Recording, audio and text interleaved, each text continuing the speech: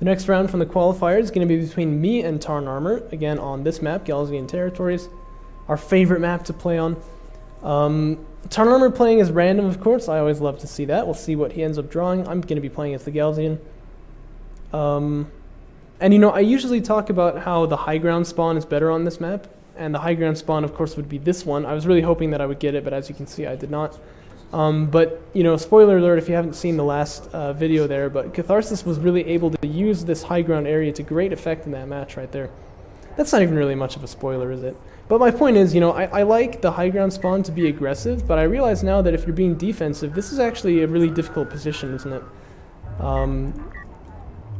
Which means that it's actually good to be aggressive on this side too. I mean, it's good to be aggressive everywhere, I guess, on this map. That's really the answer, isn't it? I think that's why Scara would always say, you know, it's cheese or be cheesed, right? I'm realizing just now I haven't turned on the tech viewer still, but that's alright, it doesn't really matter too much. I'm going to be going for my tried and tested early aggression build right here, building sand skimmers, moving out in the beginning of the match. If we go on to the production tab right here, Tarnarmour actually is beginning to make LAVs of his own, so also following in that sort of aggressive style. And he chose to roll coalition. No, he did not. He rolled coalition right here, as you can see, which means he has the faster production time. He actually already outnumbers me for Strikecraft, and that number will only get more and more disparate as time goes on here. So I'm going to poke in, see if I can do a little bit of damage, but seeing this many LAVs, I know that I can't. However, I also know that my opponent is not going for anything ridiculously greedy, so I'm feeling pretty much okay about this. I'll just head back to base, get early refinery mode, and try to kind of make an eco game out of this after all. You can see me kind of hiding in that trench right there, but we did pop out to try to take out these LAVs. But there's too many of them, so we're going to run away. Master Skywalker, there's 2 of them. I don't think anyone gets that reference, but I don't care. I make these videos for me. As for the economic standpoint, it looks like Tarnarmour just a little bit behind here, not very much though, but he continues to make LAVs, which means he would fall further and further behind as time goes on in that respect. This is a lot of LAVs, and I've kind of kept them penned into the base just by threat of, you know, backstabbing on this second here, but really he doesn't need to stay here. He can move out anytime that he wishes. One LAV here getting a little bit too adventurous, going to get picked off by these sand skimmers, and that is going to be fine for me. I'm not going to get out of position by this because I am moving up to the high ground of this map right here. Tarnarmour knows that. He's not going to chase me, and I'm going to make my first extraction as I research railgun fabrication. I like going for railgun fabrication if the middle of the map is still contested here. Assault ships are good for when I'm being attacked. Assault ships are good for when I have like an obvious attack on my opponent, but otherwise I like to go for railguns, you know, that's fun for me. And economic disparity continues to increase. Refinery mode not yet being researched here, but that will certainly come very soon. And as far as long distance mining goes, I'm definitely ahead in that regard, as I've got 4 salvagers to Tarnarmour's 1. He's also set up a turret right here, which I feel is actually, you know, in some ways that's actually economic damage of its own. One sand skimmer gets picked off right there, which is pretty nice for Tarnarmour. His probe going to fly over the production cruiser, but let me give you a hint, guys. If you see your opponent out in the middle of the map and then his probe flies over your base, you're probably about to be attacked. So that's kind of what I was thinking right here. Fortunately, I have scored an artifact, so I have a lot of carrier power. I'm going to move my carrier up here, trying to, you know, just kind of do a flip-flop with the production cruiser. I am getting assault railguns as well. But these LAVs doing actually quite a lot of work on the way in. And now suddenly my salvagers are really in danger over on this expansion. And this is excellent stuff right here, just kind of evening the scoreline as Tarnarmour now begins to get his support cruiser. That's exactly what he needs to do. He is going to try to run under this carrier, however, and he will get the assault railgun by the cost of more and more sand skimmers. I was actually very happy to lose that assault railgun, saying like, yeah, you know, if I'm trading that for like that many LAVs as you just saw, I'm fine with that. My sand skimmers can now run down here, take out these units. Production cruiser refinery mode has just finished. So I can just stick on the expansion right here, make 1 more salvager right there, and I will be that's not true. Make 3 more salvagers right there, and I will once again be fully saturated. I was totally okay with that. I felt that that exchange actually turned out very well for me, and kind of neutralized Tarnarmour's ability to attack this at this early point in the game. So I was feeling just totally fine at this point. He is going to get a support cruiser, but he still has not fully saturated his base right there. And so, you know, I think I have a distinct advantage going into the mid game right here. I'm going to get Dart Maneuver because it's like my favorite tech. I don't know if it's really worth it, but it's so fun. I always love Dart Maneuver. Gonna come up here, try and save this base runner with the assault railgun. Excellent smoke there, actually, although it's just a little bit off to the left. But good that that was like his first instinct, you know what I'm saying? Allowed him to do a little bit more damage on the base runner, perhaps. Or at least, you know, it would have if... I don't really know. It looked cool. Anyway, the Sand Skimmer is going to come in here, pick off one LAV. Going to try to stop this extraction now. Or maybe not, actually. No, yeah, they are. I think I was considering diving up on top of this AAV, but that would not really have been very wise, would it? I'm feeling rather comfortable with this assault railgun pushing out into the middle since I'm going to have Dart Maneuver very soon. I didn't really think I would get overrun by anything. And actually at this moment I was sure he was putting a turret down, but does not seem to be the case. Definitely this base runner being kind of forgotten about, but I don't think it would have extracted anyway, so it doesn't make too much of a difference. Another extraction going to come down for me, making the scoreline 2-0 as his artifact does get taken out there. You can see all the tires from the base runner flying off in different directions. I love that effect. And he now, meanwhile, is trying to get these lazy salvagers to actually do something with their lives. This is a little unfortunate right here. I hope he notices that pretty soon. But he is behind in economy, so he really needs to be attacking pretty soon. He's built up quite a force of LAVs, though, as you can see. Like, not going for any economy at all, just going for LAVs. And I feel like this really caught me off guard. You know, I was not expecting this at all. So I really like this. Dart Maneuver going to be used here to try to mitigate the damage done to the assault railguns, but, you know, to minimal effect. One of them still going to go down right here. Another one probably going to follow. And he's got better LAVs than I have Sand Skimmers, so it looks like these two heavy railguns probably going to follow it as well. And I gotta say, I was really caught off guard by Tarnarmour, you know, going for a bunch of LAVs rather than expanding his economy here. Because I was really not expecting to, you know, come across an army this large. My Sand Skimmers keep sticking in here, perhaps because I'm trying to save the heavy railguns, but that's really kind of a lost cause there. You can see I was getting all ready to expand to a third base, have another production cruiser coming out and everything, but that is not going to happen.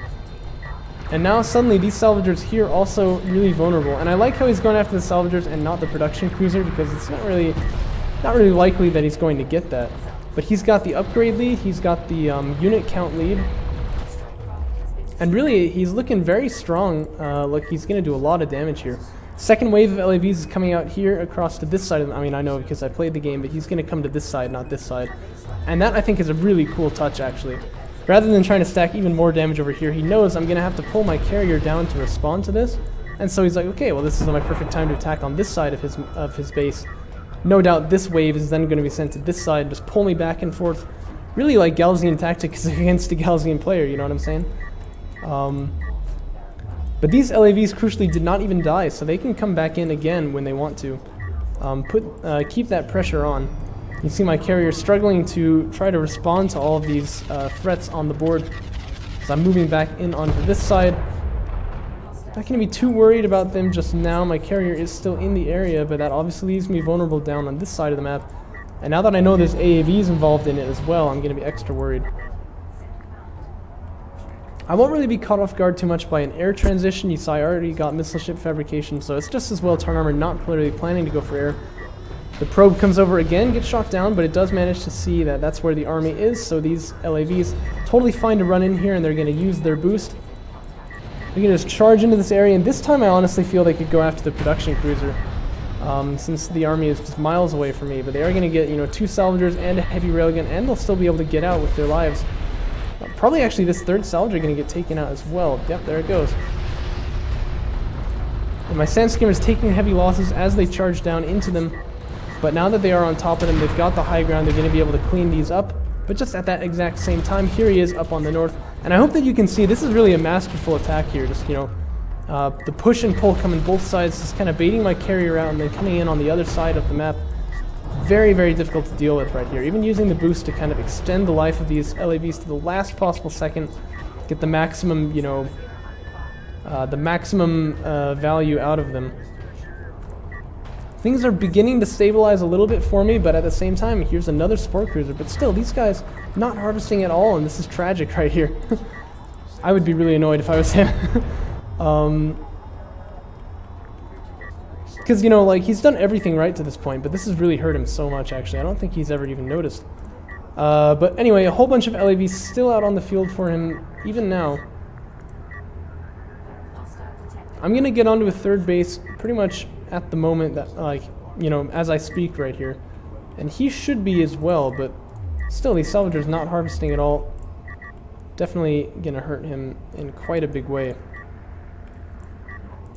But it looks like he's gearing up to attack again. How are the upgrades looking? So we've got almost the same upgrades now, except he also has damage 1, so he would still win in that fight right there. My carrier getting a little bit adventurous, moving out into the middle of the map here, trying to take some control. But that may be a mistake, as I may find myself unable to defend my main here.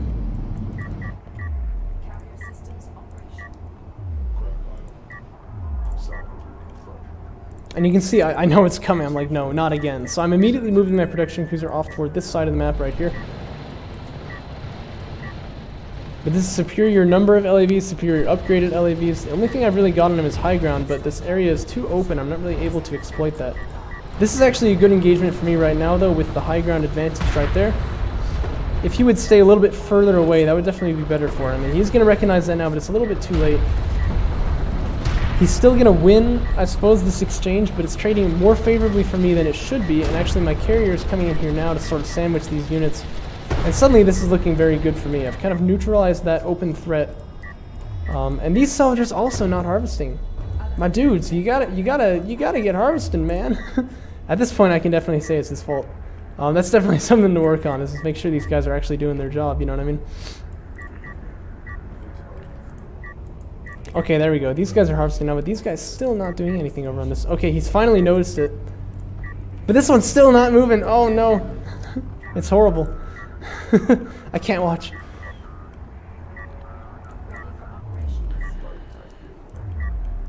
Righto. There are some railguns out on the field for Tarnarmour. More LAVs up here in the north. Looks like he's going for this kind of two-pronged attack once again. My carrier's still trying to be aggressive, kind of get some control over the map here, but honestly at this point it might be better to keep him down here, where I'm kind of more vulnerable to be attacked. But I don't know, it looks like it's going to work out pretty well for me. I toss the scanner up there to see what's coming, and then suddenly, oh dear, whole bunch of LAVs. I kind of saw that one coming this time. I felt sort of good about that. But that doesn't change the fact that I haven't really got anything in the area to deal with him just yet. Unless I can use my base runner heal. That's what I'm going to try to do. That's the ploy right here, but I stray a little bit far away from them.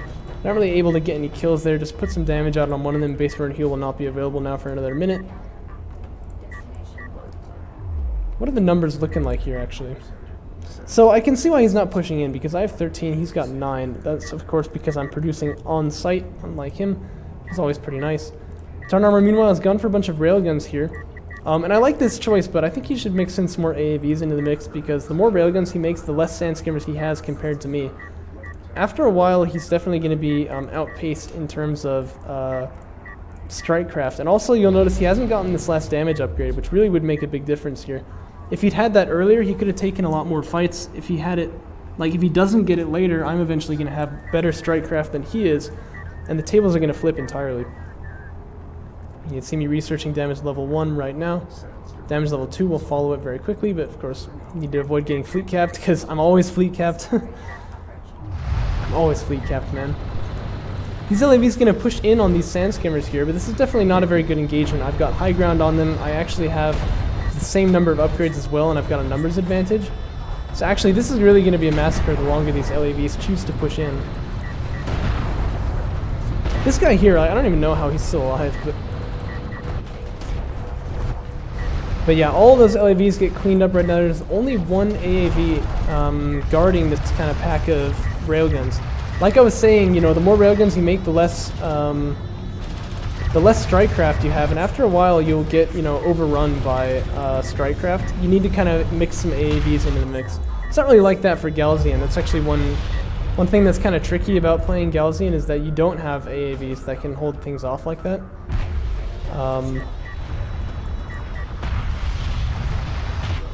But yeah, I'm just going to clean up as many railguns as I can here before I have to go back. There's a missile battery here, which I'm always a little bit afraid of. So that's actually going to push me back already, although looking at things, I could probably keep pushing in, but that's going to be just fine for me. One artifact is going to be extracted for Tarnarmour. I like the idea of extracting while you're ahead. Damage level 2 is getting researched right now. And once damage 2 is finished, my strikecraft are officially better than his. So you can see that things have really gotten equalized in quite a big way over here. Whereas before that moment, I think that Tarnarmour really was ahead in this game. 2 missile ships produced by me, actually 3 missile ships produced by me, just to make sure that there's no air transition coming out, but there isn't. In fact, maybe, you know, seeing my opponent making missile batteries, I shouldn't have really worried about it, but I don't know. I still thought it was a good idea. Mortar gonna come out, I'm gonna dodge the best of my ability there, but still take the damage on 2 of the sand skimmers. But there's still just not enough LAVs here. They don't have the damage upgrade that I do. So I am going to be able to clean them up here. Not getting any railguns, but getting very good trades for strikecraft. Base runner here choosing not to pick up this artifact, which I think is interesting. I probably would have touched it there just because you're probably going to lose map control at this point. But, you know, that would kind of show that he wanted to pick it up later. I don't know. Honor Guard Cruiser Fabrication getting researched by me now. I'm just going to move in here with my carrier, which is quite powered up. A little bit more so than Tarnarmour's, just a little bit by the fact that I have 2 artifacts, whereas he has power reserves. And then Railgun Armored level 3 coming out for me, where there are no armor upgrades for Tarnarmour's railguns. So if it comes to a railgun war, they're going to be quite a lot squishier. I was going to say, am I going to leave that railgun with that much health left? But no, a heavy railgun picks them off. Actually, look at that. This railgun has 1 health. Evil. Apparently 2 high ground shots from heavy railguns leave a coalition one on 1 health. I don't know. Merits further testing, I suppose. But the railgun number is definitely beginning to go in my favor. I would gladly take a railgun war at this point, but he also can't do counterplay with any strikecraft. So this is looking like the game has kind of gone out of his hands here. And at this point, he really doesn't have many options for how to respond. I've even got missile ships to kind of dump damage on the carrier, stop any kind of air transition. This game really feels pretty sealed to me.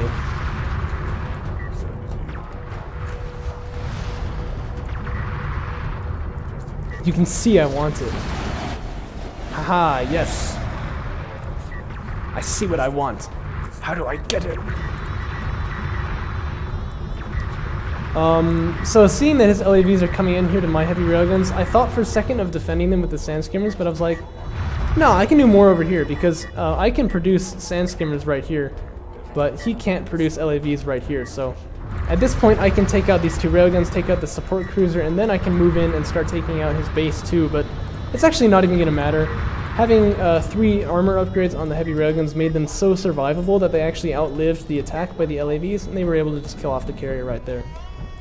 So that is going to be a good game, and that was actually a very good game. Tarnarmour's attack in the beginning was just merciless. It was so good. Really tragic that he wasn't harvesting off of the side of the map, really, but